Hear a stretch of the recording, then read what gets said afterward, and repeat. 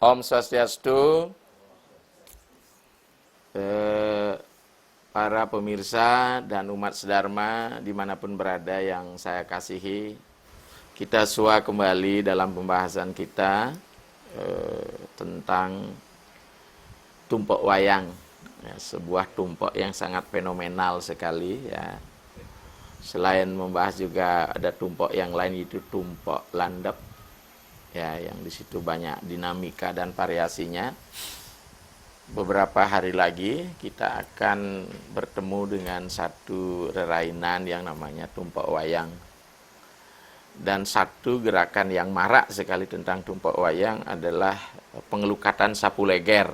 Ini bahkan semua geria-geria melakukan ritual itu, kemudian komunitas-komunitas agama juga melakukan itu. Nah, kira-kira apa yang bisa kita gali, ya, dari pelaksanaan hari suci rerainan tumpok wayang ini? Karena kita selama ini hanya melihat dari segi aspek audio dan visual, apa yang kita dengar dan apa yang kita lihat. Saudara-saudara sedharma yang berbahagia, pada pagi hari ini, sebelum kita lanjut membahas, saya ditemani 3 pasang pemangku ini. Ya, dari Mangku Pejaten, Mangku Pujagadoh. Silakan, Om Swastiastu. Kita sapa pemirsa, Anang Isri ini ya. Kemudian Mangku Glatek ya, karena kebetulan tinggal di Gang Glatek ya, yang jelas ya. Mangku Sri Arjaya dari Tabanan ya, bersama istri. Kemudian Mangku Mangku Duija ya, sama istri. Ya, kebetulan Mangku istrinya dari Cina, etnis Chinese ya, tapi sudah jadi orang Indo-Bali, karena Bali pun memang ada bibit Cinanya.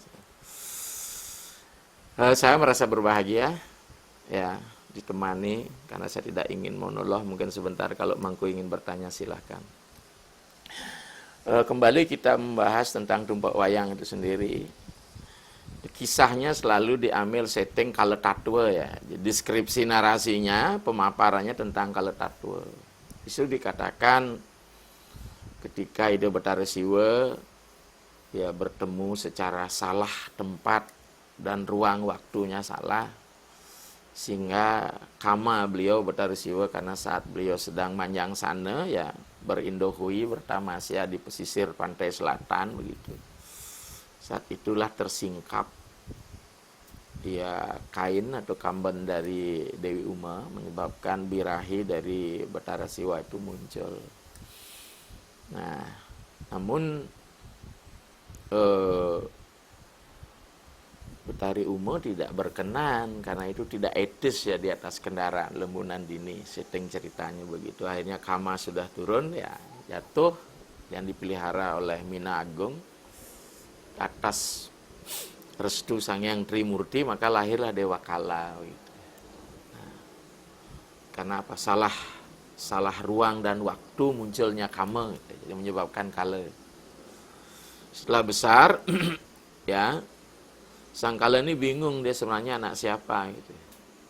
Nah, tidak satu pun yang mampu menjawab. Ini jelas versinya adalah ajaran Siwaistik ya. Ya. Akhirnya sampailah dia di Siwaloka menanyakan itu. Bahkan terjadi tebak-tebakan, teka-teki, cacimpedan dalam bahasa Bali ya. Ya. Juga dia tidak bisa jawab ya.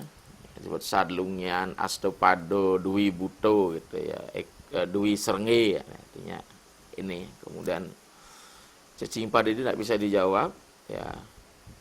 Kemudian banyak versi lain mengatakan dia ingin menanyakan ayahnya, siapa sebenarnya ayahnya sendiri, padahal dia sudah berdialog dengan ayahnya. Ya, dalam Kaletatwe, jika nanti taringmu sudah bisa dipotong, saat itu ketemu kau kan ayahmu. Jadi sebelum taring dipotong, dia tanya, karena dia berupa raksasa, ini setting yang paling penting. Di mana mestinya dia tinggal?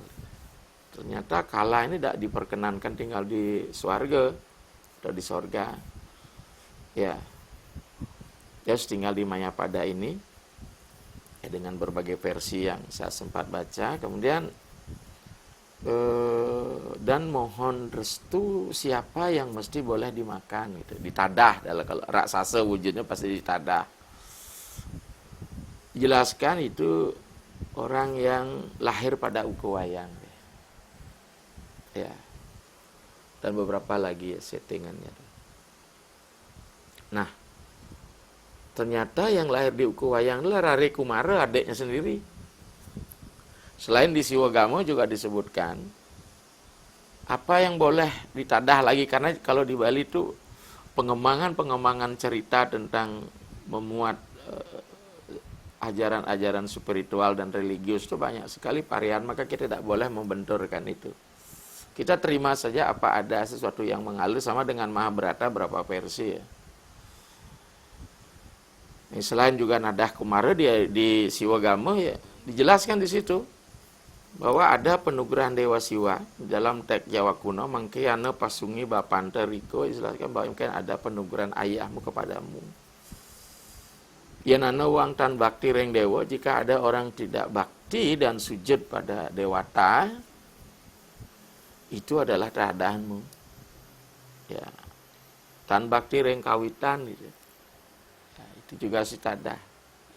Demikian juga mangkana juga yanana pancayatnya, jika ada segala kegiatan ritual pancayatnya tananut lenging aji tidak sesuai dengan petunjuk sastranya, Widi Dresta gitu. Tananut dewasanya tidak sesuai dengan dewasanya kala waktunya, yeke juga wenang tadahmu. Itulah sebenarnya yang menjadi tetadahmu. Demikian versi Siwagamo. Nah, saudara-saudara sekalian, itu kita dapatkan setting narasi ya, yang namanya Kaletatwa di Siwagamo. Kita tidak boleh menelan mentah-mentah. Dalam bahasa kampus itu adalah mitos. Sekarang bagaimana kita gali etosnya? Ya, semangatnya ini. Ketika bicara semangat, bicara masalah spirit. Selain itu kita coba menggali lebih dalam, ya, ada tidak tuntunan di dalam cerita ini, jangan sampai kita menelan mentah-mentah. Maka kepiawaian kita, kecerdasan kita untuk menerjemahkan, kemudian menafsirkan teks itu memang harus dimiliki.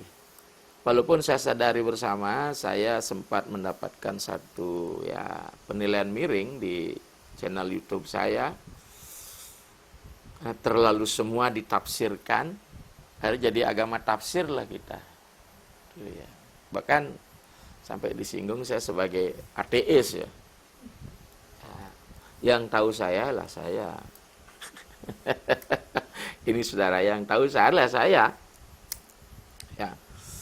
Makanya saya katakan Weda saja, Weda Seruti, ada semertinya, ada tafsirnya. Tafsir itu disesuaikan dengan zamannya. Ini yang penting. Nah, sekarang apa yang disebut dengan ketadah kala? Kita tafsirkan coba. Di situ ada tokoh Dewa Kala, ada Kumara. Mungkin di situ ada setting Betara Wisnu nanti sebagai dalangnya nanti. Kemudian ada Siwa. Mari kita lihat. Kehadiran Dewa Kala disebabkan oleh kama. Nafsu. Kalau kita petik di dalam Bhagavad Gita, tegas dikatakan ketika overdosisnya kama dalam kehidupan ini menyebabkan kita mengalami penderitaan atau naraka. Jelas sekali teks mengatakan triwidam naraka syedam duaram nasanam atmana kama kroda loba tasmat etam trayam trajet. Saudara-saudara, ada 3 pintu kita untuk memasuki neraka. Triwidam, neraka sedam, masuk ke pintu neraka. Kama kroda loba. Ya. Karena kama yang muncul dari Dewa Siwa, nah ini ceritanya dibawa ke teoantropologi manusia ilahi nih. Siwa itu manusia ilahi. Ya. Muncul kama nafsu. tidak pada tempatnya, tidak pada waktunya. Jadilah satu kala, apakah kala dirga, jadi di situ adalah energi juga waktu. Tergantung konteksnya. Di mana sekarang kala nih Mas? Ya. Maka akhirnya apa? Ya, kehadiran kala ini, ya, dengan wajah yang demonik menyeramkan sebagai raksasa ini, ya, tentu berada dalam kondisi sifat-sifat di luar kesetiakawanan sosial. Bahkan saat ini banyak kala yang muncul. Tapi wajahnya para dewa. Ya. Bahasa pepatah anak muda, wajah berseri-seri tapi hati mengandung bakteri. Ya enggak? Wajah tampan, wajah cantik, tapi hatinya busuk. Ketika kita asik masuk ke dunia FB, kita bully. Kalau tidak sepaham dengan kita. Kita tidak mampu mau menghargai perbedaan. Jangankan sesama walako, sulingge saja dibully. Bahkan pembulinya, saudara sekalian, tidak satria, memakai akun-akun palsu. Memakai nama-nama samaran. Menurut saya inilah kala gitu. Di dunia medsos saat ini, kala itu bertebaran di betara kala saat ini. Ya. Semua isi perutnya ditumpahkan dengan jari lentiknya. Maka saya melihat bagaimana tumpak wayang kekinian. Walaupun sekarang ada gerakan nyapu leger melukat. Dalam bahasa Bali biar peng 110 kudus melukatnya. Kalau kita tidak mampu mentransformasikan diri kita, yang sesungguhnya dewa kala itu adalah benih dari siwa. Jadi kita ini benih dari Tuhan dalam bentuk Sang Hyang Atman. Kita coba kaji sekarang. Ya, nah sekarang apa kaitannya kala dengan tumpak wayang ini? Saudara, mari kita coba lihat. Tumpak adalah hari yang jatuh pada setiap Sabtu. Tidak ada tumpak dari Senin ya. Sani secara. Jadi sani itu kekuatan demonik yang luar biasa. Di situ ada kala. Kala ketemu sani jadi. Kemudian di situ ada kliwon. Sani secara kliwon tumpak. Kliwon itu kekuatan pemurtian. Ditambah dengan kajeng lagi. Ya enggak? Kajeng kliwon berisi tumpak. Sempurnalah kekuatan-kekuatan negatif di situ bersatu padu membentuk satu kekuatan yang bersifat destroyer merusak manusia, saudara. Saat ini saya rasakan orang sekali saat ini kurang sekali melakukan renungan. Mereka lebih banyak melakukan kontestasi tanpa melakukan kontemplasi. Karena apa? Terlalu cepatnya apa yang disajikan oleh kotak kecil ini. Kita cepat termakan isu, kita cepat ambisi, emosi, begitu menanggapi di sini. Padahal tidak ada hubungan dengan kita, kita juga ikut membuli orang. Hati-hati. Rekayasa teknologi ini menyebabkan kita sombong. Maka ketika saya kembali pada Arjuna Wiwaha, saudara, ketika Arjuna memperoleh panah Pasupati, dia harus mendapatkan ujian, karena Pasupati adalah sebuah modal. Jika memberikan modal kepada orang yang tidak pantas dan tidak bisa menggunakan modal itu, justru akan membuat kehancuran. Ya.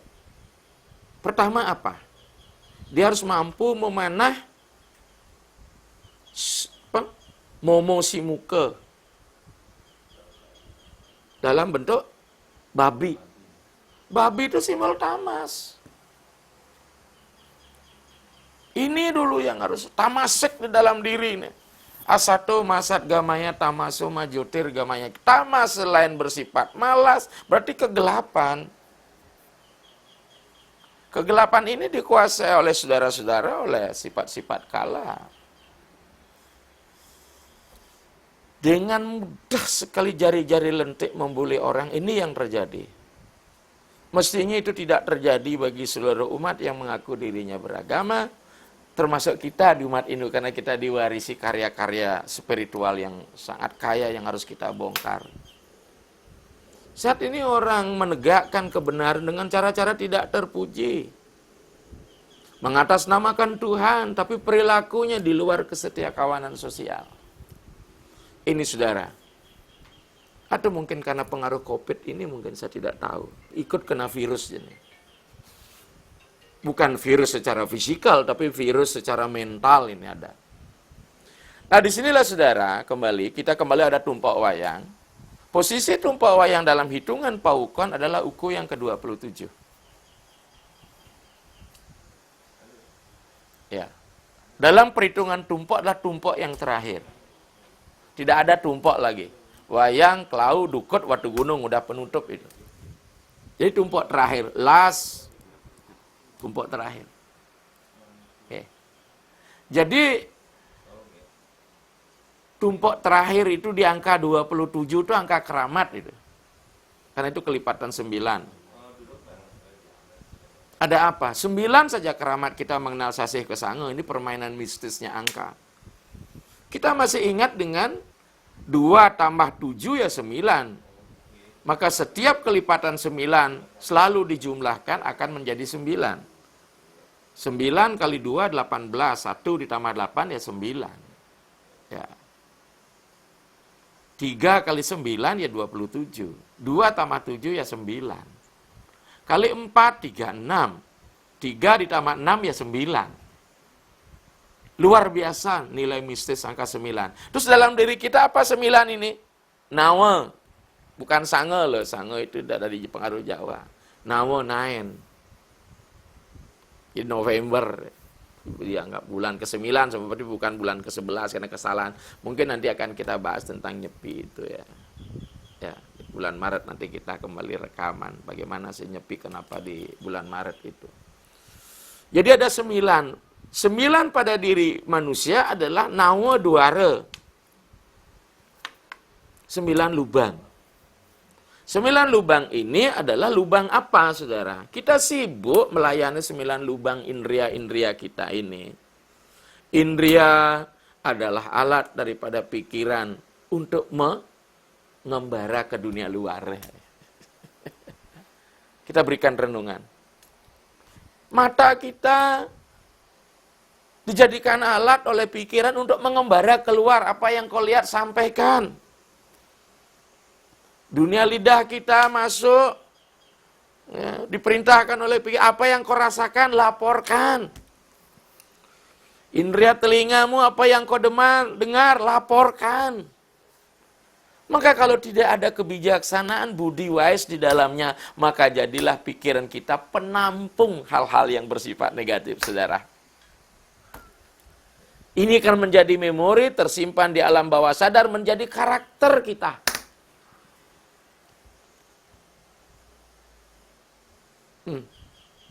Maka itu mari kita kembali. Sebenarnya siapa Raja Indria? Ya pikiran.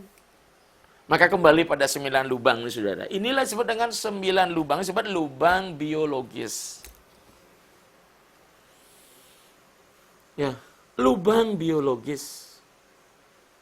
Yang disebut dengan liang, song, bahasa Bali ini. Nah, selama ini kita lebih banyak memuaskan dan memenuhi asrat-asrat 9 lubang kita ini. Yang notabene bersifat raksasa. Mana pernah mata puas? Mana pernah telinga puas? Mana pernah lidah puas? Padahal perut sudah penuh, tetapi lidah masih ingin mengecapnya.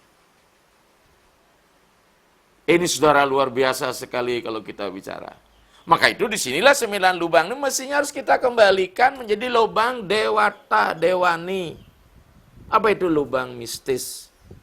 Selain lubang biologis ada lubang mistis. siwa duara kita, selaning lelate kita, ujung hidung kita, redaya kita. Ini yang mesti mulai kita lakukan renungan.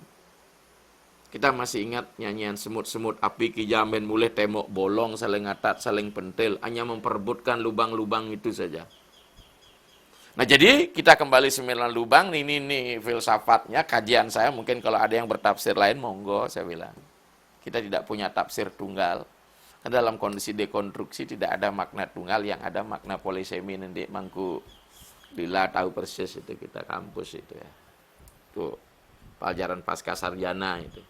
Makanya saya ingin mengkaji agama itu dalam rasionalisasi kita pola sekuler.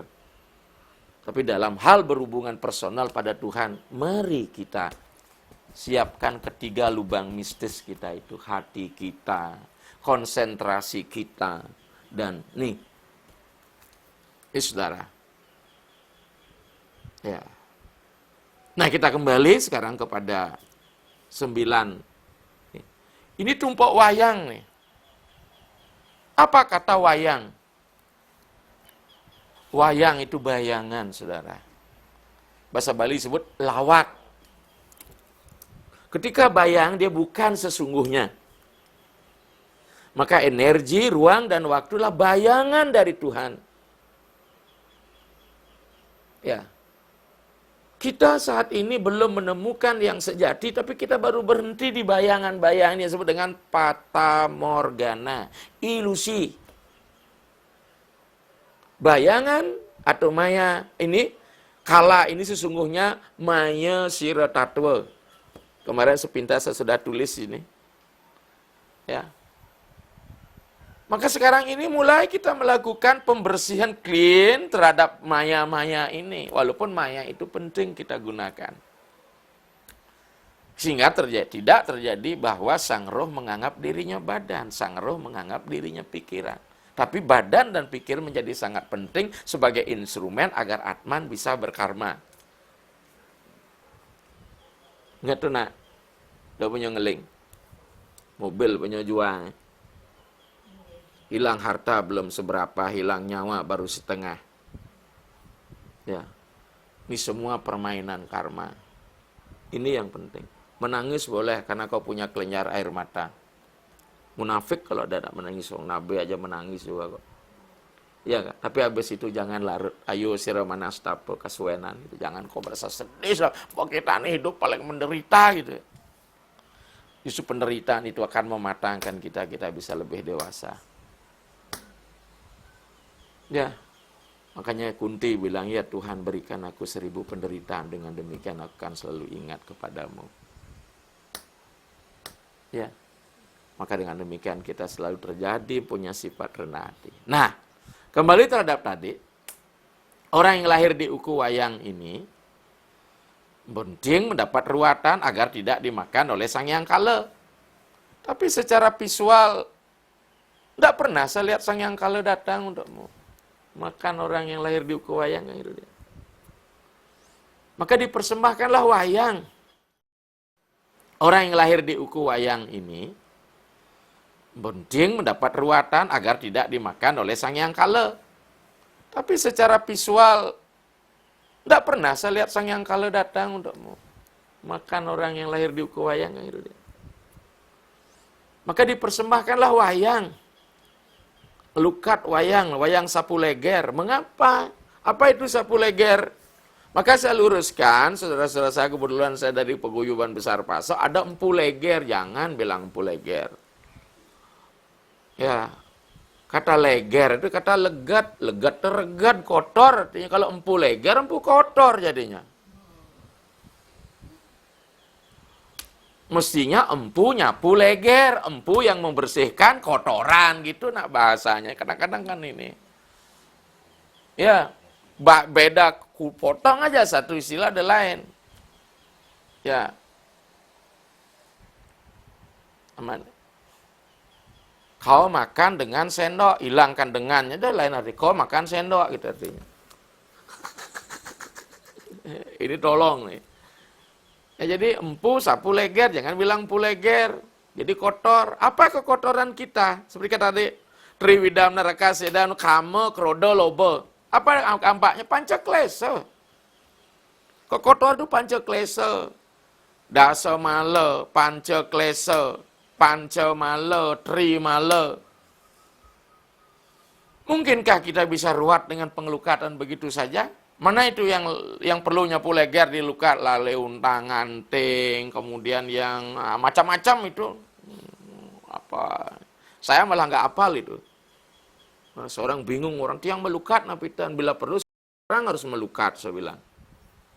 Tapi melukat yang lebih hebat adalah melukat dengan ilmu pengetahuan suci. Ya. Walaupun sesungguhnya ketika seorang sulingih dan dalang ringgit begitu, di situ dia akan membangun energi-energi pada air itu sendiri.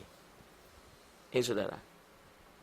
Dengan demikian, bukan hanya yang lahir di uku wayang saja, karena dia pengaruh oleh dunia maya. Dengan urip yang tinggi, Kliwon uripnya 8, kemudian Sabtu uripnya 9, menjadi sangat 17 itu. Kan. Ini lintang salah ukur biasa, termasuk saya seperti itu urip saya, karena saya Kemis Pahing lahirnya. Ya. Hari Kemis kan 8 guru ke tengah. Kemudian Pahing 9 ya. Ya. Maka mungkin aja saya memiliki sifat-sifat sombong karena urip saya besar. Betul saya sombong kok. Tapi sering saya bercermin, apa yang kau banggakan dari dirimu, saya nanya begitu Kak. Apalagi saya sudah jadi praktisi, ketika saya melihat jasad dibakar, kemudian menjadi abu cuman segini, apa yang kau banggakan? Dengan jasadmu yang cuman bahasa Bali cangkop nih. Kita masih sombong di dunia ini, membuli orang. Jangan-jangan sibuk membuli orang, kita nggak pernah membenahi diri kita sendiri. Habislah waktu kita sia-sianya untuk membuat status dan menjelek-jelekkan orang lain. Orang Jakarta bilang kasihan deh lu. Orang yang kau jelekkan naik terus. Ini saudara renungan kita tentang tumpuk wayang ini. Jadi tumpuk yang terakhir, karena setiap tumpuk energinya luar biasa. Nah kalau kita lihat sekarang ini apa? Kita mengenal sistem Pawukon, nanti kita kenal Siwaratri, mungkin sebentar kita akan bahas juga. Inilah pendewasaan bumi, karena Wewaran, Pawukon, bumi yang menentukan. Purnama, Tilam, tata surya di atas yang menentukan. Jadi bumi ini menyedot, jadi gravitasi pendewasaan yang ditentukan oleh pendewasaan bumi nyedot. Nah, disedot kita ke bawah nih, mengalami degradasi. Maka oleh sebab itu, kenapa orang di Bali Wewaran dan Pawukon menjadi sangat penting, agar kita tidak terdegradasi. Itu sebenarnya. Kajang Kliwon dan sebagainya. Itu kekuatan-kekuatan yang bersifat Stonian power. Maka disinilah saudara-saudara sekalian, saya tekankan, saya tidak lanjutkan lagi siapa yang dilukat, dan saya silahkan yang melakukan jasa, melakukan pengeruatan dan sebagainya. Silahkan ke sana di Tumpak Wayang, mungkin sudah dimulai dari Uku Wayang kemarin, dari Redite. Ada pebayuhan dedinannya yang lahir ini silahkan. Ya, kemudian nanti terakhir puncaknya pada Tumpak Wayang itu sendiri. Ya, jadi Tumpak Wayang ini kembali bayangan maya sira tattwa. Nah sekarang di dalam konsep tattwa kita, siapa yang disebut dengan maya ini, bayangan ini? Ini perlu diketahui. Karena di dalam ajaran kita mengenal ajaran Ruwa Bineda.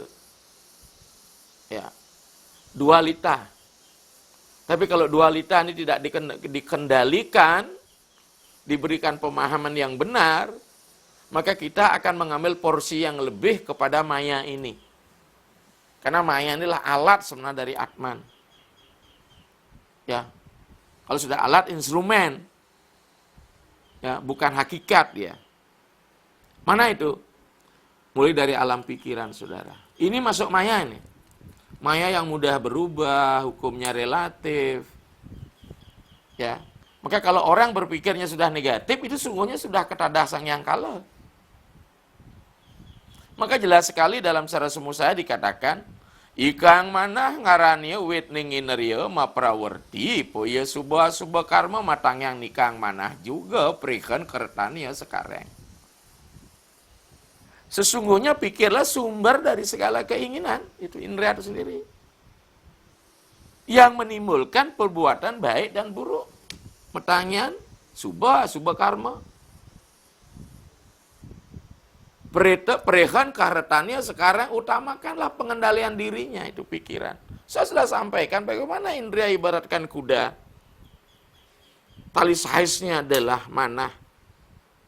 Kalau tali saisnya tidak kuat dikendalikan oleh kebijaksanaan, ya kuda inilah yang mengatur kita, indera inilah mulai membawa kita ke lembah kehancuran. Inilah sesungguhnya saudara yang ada dapat kita simak. Ya. Kemudian di dalam alam pikiran ini sendiri ada sekat antara cita, ya, pikiran, ya, dengan atman, inilah budi, kebijaksanaan. Ya. Maka itu sekali-sekali kita tidak hanya keluar menggunakan alat-alat indera kita, tapi juga mesti ke dalam. Ya, ke dalam. Ya, kita tidak keluar dengan lubang besar kita masuk kita dengan lubang paling kecil masuk ke dalam. Inilah saya sebut dengan kontemplasi, saya sebut dengan renungan. Sebentar lagi kita akan melakukan renungan besar pada waktu Siwaratri. Ya. Padahal setiap hari kita diajak untuk merenung sebenarnya. Tapi kita sering kurang waktu. Ya. Kenapa kurang waktu? Karena sibuk dengan kotak kecil. Ya. Jadi mindset kita dipengaruhi oleh ini. Ya. Komunikasi kita menjadi terhambat dengan teman kita menjadi sangat jauh. Ya. Tapi yang jauh ini didekatkan di dunia media sosial. Ini tidak salah kalau memang hal-hal yang bermanfaat kita explore di tempat ini. Di situ kembali ada cita, budi, mana, haham, kara, saudara. Ya. Ini pembentukan karakter kita dalam dunia psikis kita. Maka di wilayah agama pun tidak lepas dari ketiga alam pikiran ini. Ketika aham kara, maka dia menjadi emosi keberagamaan. Ya. Mengapa kau masih arus ini, arus itu? Di ruang-ruang publik agama banyak ada kemarahan, hujat menghujat. Ya, ego sektoral bermain, tidak rela modal berbagi. Agama pun masuk konteks seperti itu, tidak bisa lepas. Kelompok tertentu menganggap dirinya lebih suci dari kelompok yang lain. Pemangku ini menganggap dirinya lebih tinggi status dari mangku ini. Ya, padahal kita diajak masuk ke ruang ketuhanan yang notabene kita harus sadar saling menghormati satu sama lain, saudara. Iya. Ego bermain. Urusan Banten. Saya pernah satu pengalaman di satu hotel, mohon maaf ini. Saya tidak mau sebutkan hotelnya di mana, saya sebutkan oknumnya. Ya, satu ketika ya, Banten di sebuah hotel itu diambil oleh orang di luar hotel ngambilnya. Karena uangnya sedikit. Nah, karena mangku yang biasa itu ya jual Banten biasanya. Mangku di hotel itu jual Banten. Ya seleranya aja. Tidak teredukasi dan sebagainya. Kemudian masuk pada agama-agama emik. Wandering mind, not executive mind. Ya namanya perusahaan kan selalu berpikir ekonomi. Hotel ya. Kalau bisa, manakah yang lebih murah? Kemudian pindah cari. Kebetulan saya yang dimohonkan untuk muput dan Dharma Wacana. Dipikirnya saya yang jual Banten ke hotel itu. Oleh si pemangku yang biasa jual Banten. Mohon maaf, ini pengalaman lapangan. Akibatnya apa? Di hadapan saya lewat dengan meludak, kak, cuing digitukan saya. Karena seleranya dia tidak terakomodir. Dalam hati saya bilang, sabar. Padahal bukan saya yang jual banten. Dipikirnya biasanya kan banyak begitu. Pendeta langsung satu paket. Karena apa? Mungkin beberapa sarana-sarana upacara itu dipotong karena budgetingnya sedikit, saudara. Mulai ego di situ. Mulai kerauhan dan sebagainya. Karena tidak terakomodir kepentingannya. Mesti di wilayah agama kita pikir itu luput dari hal-hal ego sektoral, tapi masih. Umat juga begitu, pengalaman saya juga karena saya empu, saya bukan dari kelompok yang termapankan. Bahkan umat bisa lari ketika kena tirta saya gitu. Karena di Tempu itu katanya panas gitu. Padahal saya tidak pernah ngebawa kompor kalau ngarga tirta. Senyum. Justru di situ tempat saya bertapa. Ya. Di wilayah agama masih ada tinggi rendah. Ya. Di Betara aja ditirtain sama Jeromangku mau kok gitu. Ya. Inilah saudara-saudara pemahaman agama macam begini. Maka saya bilang, filsafat ketuhanan kita di Bali secara siwa sidanta sudah oke. Berkealaman mecaru kita selemah bolong sebuah mecaru. Belum caru nangkan sasih, belum caru kesange. Tapi berkemanusiaan kita perlu kita renungkan kembali, masih ada dusta di antara kita. Kalau dusta aja ada kebawah, ada kusta di antara kita. Penyakit kulit. Artinya apa? Nih kulit tegahan, nih kulit enepan gitu. Jadi kita beragama kulit, saudara. Saya bilang hanya tukang sepatu yang tahu kualitas dan jenis kulit dan dagang lawar. Ya enggak? Ini kan namanya penyakit, ada kusta di antara kita alias penyakit kulit. Ada panuan, ada kudisan. Saya sering senyum-senyum sendiri, inilah dunia yang harus kau bisa terima. Kalau gitu sakit rasanya hati ini, kan begitu ya kalau kita masuk ke perasaan kita. Itulah emosi. Makanya disebut dengan emosi. Di wilayah psikis ini luar biasa. Karena pikiranmu adalah akan terefleksi kepada wajahmu, perilakumu. Itu penting itu. Ini anak mangku nih, matanya besar-besar, keras orangnya. Pikirannya keras gitu. Mana dulu pikirannya yang keras apa matanya yang besar kan gitu nih. Wah gitu. Nah, itu tersinggung nak nih. Nah, itu. Nah, ya, lebih baik diketahui keburukan kita sendiri supaya kita bisa mulat sarira kan, itu yang penting. Itu penting sekali. Lamun saya dan ngetarang cara bahasa Bali memberitahu kita merasa diri kita benar. Tapi inilah hidup saling mengisi. Nabi aja di sini. Nek walako hidup begini oke, saya siap dikritik kok, enggak apa-apa saya bilang. Kita manusia Betara siwa ke ten pelih masih gitu. Tutunyan bayuang Betara siwa. Betawang di alam terbuka negak jak betari umur.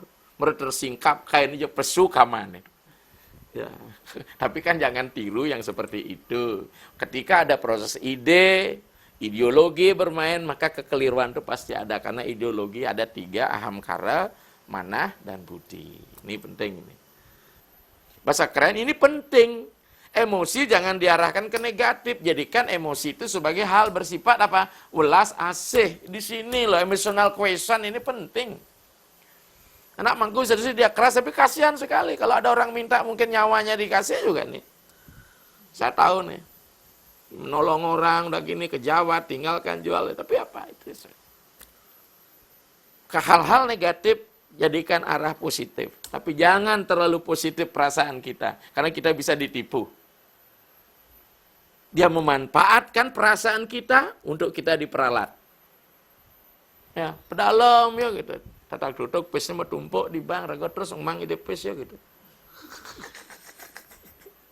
Harus dibantu, sama dengan bobok gegendong kan banyak datang nih gitu. Padahal rumahnya metingkat karuan lah tabungan ya. Raga karena belas kasihan kan gitu jadinya. Nah ini saudara, kayak penting sekali menjaga keseimbangan emosi nih. Penting emosi, lemon sing ada emosi sing lah rasa raga. Oke. Tepuk nak bawa mikirnya mati, gerong-gerong, raman bawa mati, napang bawa mati, bersihlah perasaan orang tuh. Ya enggak? Jadi juga penting pertimbangan apa yang disebut dengan kognisi. Maka agama seperti itu. Jadi agamanya harus seimbang, saudara. Emosi, kognisi. Kognisi itu logika, rasional. Saudara. Padahal mana kita rasional, padahal mana tidak. Kejang dirasionalkan. Umat sering tanya sama saya, Ido kalau saya ngatur orang Banten, karya ngeteglingnya, pasti gume selamat gitu dia. Sama ketika sakit ke dokter, pasti kesegar. Hah? Belum tentu kan? Itu harapan kita. Ini logika nih. Coba ketika kita meninggal, mati nih keluarga kita, menit tadi tuntut dokter. Ya, saya sudah berusaha maksimal kan. Jangan-jangan dokter sakit juga nggak bisa nolong dirinya sendiri. Nah, dokter juga manusia. Nah, selain itu ada kecerdasan, berikut adalah intuisi, saudara. Kemekaran budi ini. Ya. Spiritual. Ya, nggak bisa diceritakan definisi beyond belief ini. Ya, makanya kita jangan memamerkan kelebihan-kelebihan kita. Ego sektoral masuk kembali. Berkah Tuhan menjadi temer, tahu temer? Remeh, remeh-temeh. Padahal itu adalah karunia. Maka dikatakan rendah hati itu paling penting dia. Ya. Tapi sering sekali kekacauan di wilayah agama ini, di mana-mana emosi, intuisi, kognisi udah hilang semua, nggak ada pertimbangan, nggak punya rasa malu di kita. Inilah menjadi crazy. Beragama yang gila. Penampilan berubah, kapeng-kapeng. Disebut politik identitas. Ya. Pakai tetekan macam-macam. Kalau saya mau begitu, banyak saya punya koleksi. Tetekan yang samput poleng gitu. Nah, jadi dengan demikian, saudara, ini keseimbangan bermain nih.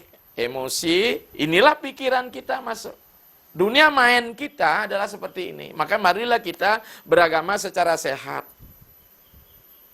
Ya, silahkan tumpak wayang, lakukan ruatan nyapu leger. Ya, di situ juga ada vibrasi. Ketika dijadikan pengelukatan oleh dalang, dia pentaskan itu energi masuk di dalamnya. Kita beragama magi di sini ya, beragama tantriks. Ya, magi itu tantrik, jadi isinya akan masuk di dalamnya. Tapi alangkah sempurnanya apabila kita sertai dengan transformasi sikap pikiran kita. Inilah saudara yang bisa saya sampaikan, agak melebar sedikit wawasan tentang tumpak wayang ini. Karena saya ingin memberikan, dapat menggali makna-makna universal. Karena jangan sampai ada anggapan ketika sudah nyapu leger, sudah diruat, begitu dengan segala kriteria siapa yang harus disapu leger, perkara sudah selesai. Tidak. Tidak. Karena apa? Setelah sapu leger kita akan masih berkarma lagi, pasti ada baik dan buruk. Subha karma, ini kembali kita bersihkan. Maka alangkah baiknya kita bisa meruat. Ya, semua. Ya, jadi kita tidak usah berorientasinya ini, kayak saya katakan. Kalau sudah ilmu pengetahuan, air ilmu pengetahuan disebut dengan banyu pangweruh, ini menjadi pengelukatan bagi kita. Maka kalau Anda ingin belajar, pergilah Anda di Saraswati, masih kita akan sampaikan ini. Pergilah Anda ke selatan, ke Daksina Desa. Siapa di Daksina Desa? Dewa Brahma. Belajarlah ketemu dengan Konini Kolok. Gitu. Saya baru dapat dari Pak Sudarsana kapal. Oke, kalau dengar oleh salam saya petik ini. Apa itu? Nini Kolok siapa? Bagaimana kita belajar dengan orang Kolok? Siapa tahu namanya? Nini Kolok Sang Hyang Haji Saraswati, karena tidak berbicara, kita yang baca. Ya, rajin belajar ajaran-ajaran kesucian. Camkan, semakin banyak membaca, semakin merasa diri kita kurang.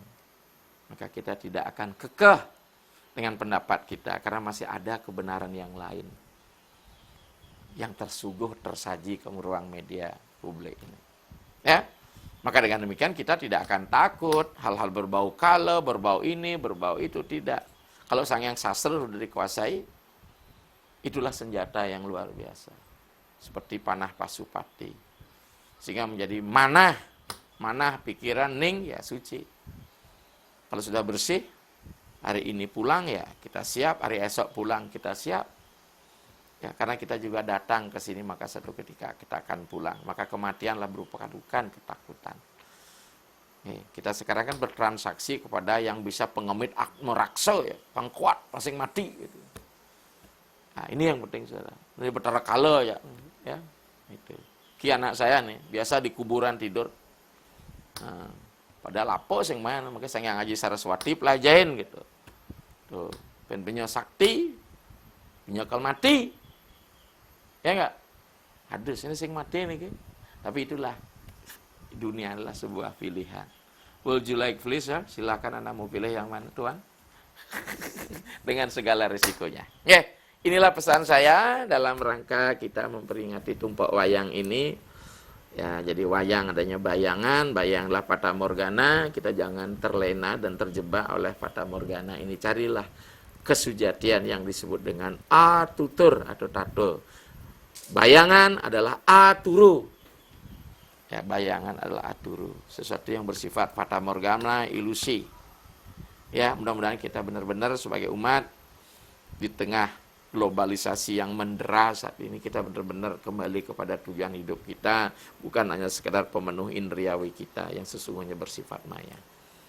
Demikian, saudara-saudara Dharma pemirsa Bali TV yang setia sudah menonton channel Bali TV ini ya.